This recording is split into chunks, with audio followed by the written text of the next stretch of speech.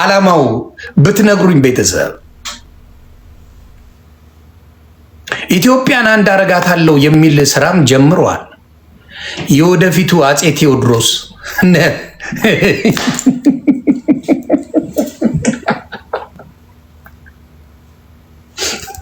ስለ ኢትዮጵያ እንድማረግ እኔ ሲያወራ ሰምቼው አላውቅም። እኔ ቲክታክ ላይ የኔ ቆንጆ ቦርሳ ይግዛልሽ ሲል ነው የማውቀው። ኢትዮጵያን አንድ ማረገው ከሰሜኑ የሚመጣው አፄ ቴዎድሮስ የሚሉኝ ነገር ይመስለኛል።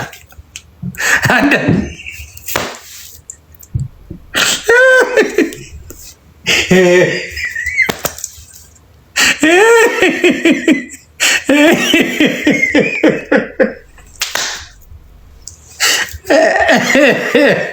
ከሰገጠው አይቀር እንደዚህ ነው አባሪ።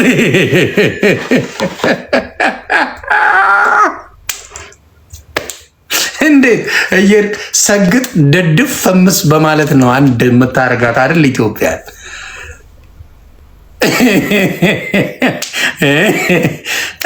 ደምረው ቤተክርስቲያን ቸርች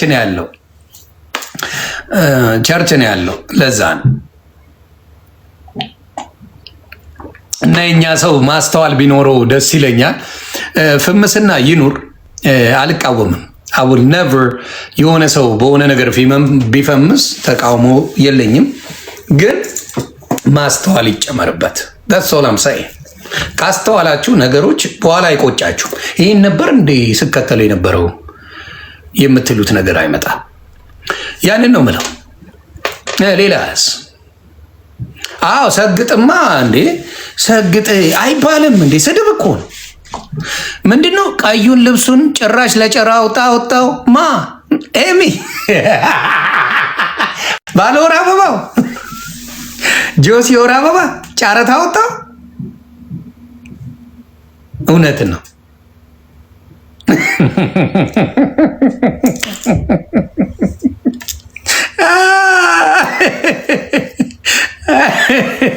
እንዲነሱን ሆይ ሆይ ሆይ ትሏቸውና ገደል ሲገቡ ዝም ብሎ ማየት ያስቀኛል። እና ጆሲ የወር አበባ ይመች በራስ ጊዜ ምን እንዲሆን አሁን እኔ ያልገባኝ ነገር የወር አበባ ስሜቱ ሆርሞን ይሰማቸዋል ሴቶች ዘንዋት።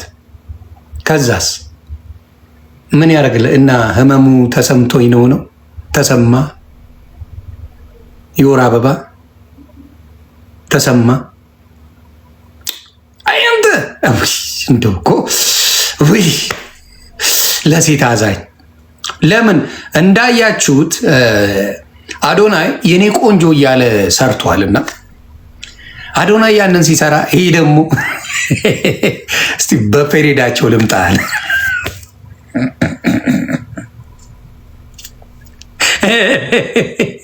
አዶናይ የኔ ቆንጆ ብሏል። እኔ ደግሞ የወር አበባዬ እያልኩ ልምጣ። ቀይ በቀይ ከነመነ በአይናቸውም ጭምር ነው የሚያዩት ሴቶቹ መሰለኝ። የወር አበባ በአይን ይታያል እንዴ? መነፅር ቀይ መነፅርም አድርጎ ነበር እና በአይኑ ጭምር ነው እሱ የሚያየው። እኔ ሴቶች በአይናችሁ ስታዩ አላቅም። እኔ እስከማውቀው ነው በዳቦ ቤት ምናምን ነገር ነው እስከማውቀው። እና አይናቸው ጭምር የወር አበባ ያያል ብሎ ነው ያስበው። በጫማም ያሉ መሰለኝ ሴቶች ጫማም አድርጓል። የወር አበባ ጫማ ይለያል። ጫማችሁ የወር አበባችሁ ሲመጣ ሴቶች አይ ለማወቅ ብዬ ነው። እኔ ምንም ልዩነት የጫማ ልዩነት ሚስቴ ስታደርግ አይቻላቅ።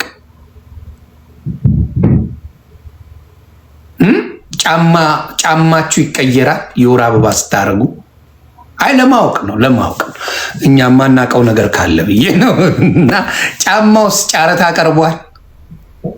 አሁን ያ ጫማ ትዝ የሚል አድርገህ ስትወጣ እኮ የወር አበባ ጫማ ነው። እና እንደው መሴ ስታደርግ ጓደኛ ታማክራላችሁ። አንዳንዴ ልትፈምሱ ስትሉ የሆነ አይዲያ ስታመጡ ታማክራላችሁ። ጓደኛ ጀለስ ምናምን የሚመክራችሁ የለ። አንድማ ያ ሊፕስቲክ ቻፕስቲክ ሁሉ አለ። እና ምንድን ነው አንዳንድ ጓደኛ አለ ስትጠፉ እያየ በልበል የሚል ከኋላው ነው የሚስቅ የሚል ይህማ ያበደ ነው ጀለስ። ይህንማ ካላረክ እንጣላለን ብሎ የሚያስሄድ ጀለሳ አለ። የተመታ ጀለሳ አለ። አንዳንድ ይህን አርገህ ካልሄድክማ በቃ አንተ እኮ አይዲያ የተለየ ነው የሚል ምናምን ሊያስመታ ህመማቸው ተሰምቶኝ የሴቶች ህመም በሴት ስላደግኩኝ የሴት የፔሬዳቸው ህመም ተሰማኝ። ኤኒዌይ ጆሲ ይመችሽ። ከዚህ በኋላ ጆሲ የሚል ማስታወቂያ ካልሰማው ግደሉኝ። ለወር አበባችሁ ሲመጣ ጆሲ ሞዴስን ያስታውሱ ይላል። ከዚህ በኋላ የሚሰራው ሞዴስ እርግጠኛ ነኝ በጆሲ ስም ነው። የወር አበባችሁ ሲመጣ ጆሲ ሞዴስን አስታውሱ የሚል ማስታወቂያ ይመጣል። ታስተዋውቃለህ። በደስታ ማስታወቅ አለብኝ። ጆሲ የሚባል ማስታወቂያ፣ የወር አበባ ማስታወቂያ መኖር አለበት። እኔ የሞዴስ መታወቅ አለበት። ይሄ ነው።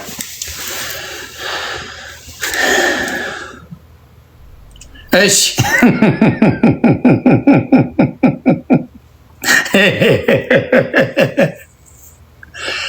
ማሙሽና ፒ እየተጣሉ ነው። ኧረ የሆነ ነገር አስታርቋቸው። አይጣሉም። እኛ አለን። ለምንድን ነው የሚጣሉት? አይጣሉም። የኔዎቹ አይጣሉም እንዴ? ለምን ይጣላሉ? ወንድሞች ናቸው። እሺ ሌላ ማን አለ የምናወራው?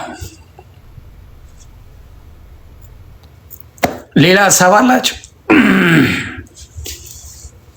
ታዲያ መነጋገሪያ ከሆንክማ በኋላ መሳቂያ መሆን አለ እኮ። አንዳንዴ መነጋገሪያ ለመሆን የተናገርከው ንግግር መሳቂያ ያደርጋል።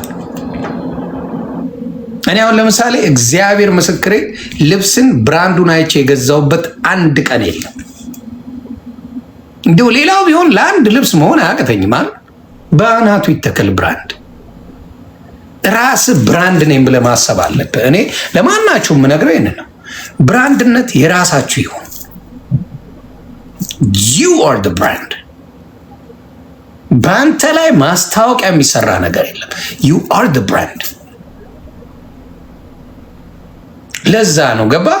አብዛኛዎቹ ብራንድ ላይ ይለጠፉና የነሱ ማንነት ይረሳል። የለበሰው እኮ ጉቺ ነው ይባላል እንጂ የአንተ ማንነት አይደለም የሚጠራው። የአንተ ማንነት ካልተጠራ ትርጉም የለውም። ዩዳን ምናልባት ለሴቶች ምናልባት ደስ ሊል ይችላል። ለወንድ ልጅ ግን you gotta be the brand። አንተ ነህ ብራንድ መሆን ያለብን። አንተ ከሆንክ በቃ you are the brand። ስለዚህ ብዙዎቻችሁ እንደዛ ነው የምለው። በትክክል የለበሱት እኔ አመስግኛለሁ። በጣም ደስ ብሎኛል። በተለይ የአበሻ ልብስ የለበሱትን ሂጃብ የለበሱትን ምናምን ተመችተውኛል። እግዚአብሔር ይባርካችሁ። የአበሻ ልብስ በጣም ደስ ይላል፣ ያምራል። እኔ የአበሻ ልብስ ሴቶች ላይ ነው የምወደው፣ ወንድ ላይ ብዙ አልወደው። አም ሶሪ። የአበሻ ልብስ ሴቶቻችን ላይ ውበት አለ፣ በጣም ያምራል። ሴቶቻችን ላይ የአበሻ ልብሶች፣ ወንድ ላይ ያሩን ነው ካባ ምናምን ሊያምር ይችላል ለወንድ ልጅ። ሌላ የአበሻ ልብስ ለወንድ ልጅ ብዙ አይደለውም። እኔ አሩን ነው የእናንተ ሊሆን ይችላል። እኔ ግን ለወንድ ልጅ አበሻ ልብስ ምንም አይታየኝ።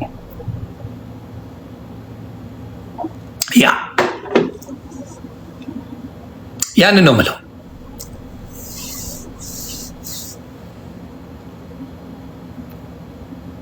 ሌላ ማን አለ? ማሙሻን ቆይ እስቲ እየጠራሁት ነው። ማኛ ይፈልጋል በሉት፣ ልኬለታል። ከሌሎች ሰዎች ጋር ነው ያለው። አዎ ታፕ ኮፒ ሊንክ አድርጉ። ሌላ ጥያቄ ካላችሁ ይመለሳል። የሀገሬ ባህልን ወደዋል አሏሽ። ጌታ ምስክሬ፣ በጣም የኔ ጀኔሬሽን የጨዋ ጀኔሬሽን፣ በጣም የጨዋ ጀኔሬሽን፣ በጣም የጨዋ ጀኔሬሽን። ስለዚህ ወደዋለሁ የኔ ጀኔሬሽን። የአሁኑን አላውቅም። የኔ ጀኔሬሽን ግን ሰክሮ ትቦ ውስጥ የሚገባ ምናምን ጀኔሬሽን የለንም። it was beautiful በየሰፈሩ ሻሜታ ቤት አለ፣ እግር ኳስ አለ፣ አክሮባት አለ፣ ካራቴ አለ። ያለው ነገር በሙሉ ስፖርታዊ ነገር። የኛ ጀኔሬሽን ያሁኑ ኮልኮሌ ነው ምነው።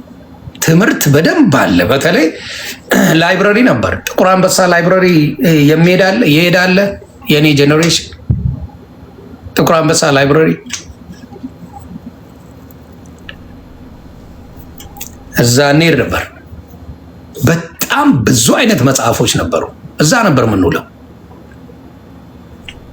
ያ ዘሸዋ ዛሬም ትሳደባለ። አይ ዘሸዋ ያ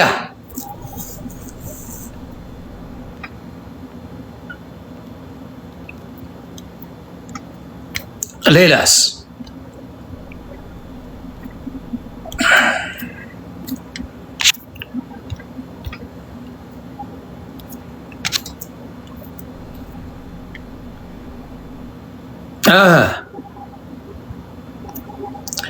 አለ ስለነዞ የምለው ነገር የለም። በቃ ራሳቸው የሚያደርጉትን ያደርጉ። እኛ ባየነው ነገር እኔ እስከማውቀው ድረስ እግዚአብሔር በሚያውቀው ዞይ ሲንግል እንደሆነ አውቃለሁ። ሜላት ሲንግል እንደሆኑ አውቅ ነበር። እኔን ከጠየቃችሁ ይሄን አውቃለሁ። ጠይቃችሁኛል፣ እሱ ነው የምመልሰው። ዞይ ሲንግል እንደነበረ አውቃለሁ። ሜላት ሲንግል እንደነበረች አውቃለሁ። አብረው ተጣበሱ። ኦኬ፣ ሌላ የምጨምረው የምቀንሰው ነገር የለም። ሰው ይዋደዳል፣ ይፋቀራል፣ የሚለያይበት ጊዜ አለ። ሌሎቹ ግን ለእናንተ ትዳር እኛ ነን ጠበቃ ብለው ሲመጡ የእናንተን ማንነት ገልብጠው ሲያወሩባችሁ እንግዲህ የምታዩት ነው። የአንድ ሰሞን ወሬ ነው፣ ግን ትዝብት ነው ትርፉ። ነገ ትዝብት ነው ትርፉ። በተለይ የሚያሳዝነኝ የራሳቸውን ትዳር ያፈረሱ ሰዎች የሰውን ትዳር እንጠብቃለን ብለው ወሽመጥ ይዘው ሲከራከሩ ሳይ በተለይ ሄለን ከርከሮ ሄለን ሾው ብላ የመጣችው የባሏን እዛው ጠይቋት። የባሏ አለ አመድ ተደርጎ የተቀመጠ አጠገቧ የምትተፋበት አለ።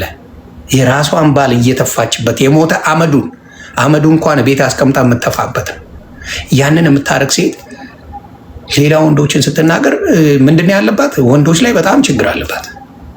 ከዚህ በፊትም ማንን ስትናገር ነበረ? ኢሳያስ ኤክሷን ታስታውሳላችሁ አይደለ? ባሏን ጠይቋት። የቱ ጋር ነው ያለው ብላችሁ ጠይቁ። የሆነ ማኛ ከዋሸ ሞልጩት፣ ጠይቋት። እዛው አለ፣ ትተፋበታለች። በአመድ አስቀምጣ የምትተፋበት ሴት ናት። ታስታውሳላችሁ? ኢሳያስ ከዛ የሄደው ከኖርዌይ ሄደው ኢትዮጵያ አርቲስት ዘቢባን ያገባውን